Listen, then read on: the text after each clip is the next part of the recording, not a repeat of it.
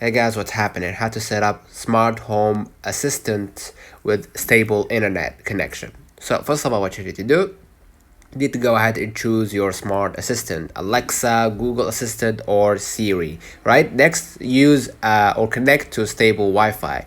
Use use 20.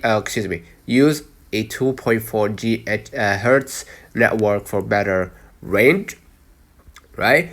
And download the app. Okay, you can download the app regards the smart home assistant. As for Alexa, we're gonna use Amazon, right? Excuse me, Alexa, right? And you're gonna download the Amazon Alexa, okay, or Google Home or Apple Home, and follow the instructions, obviously, right, to connect the smart home assistant or the assistant. Right, add the device, sign in, and link to a Wi-Fi, and keep it near a router for strong signal, and customize settings and add smart devices. Boom, your smart home is ready to roll. Let me know in the comments if this video helped you.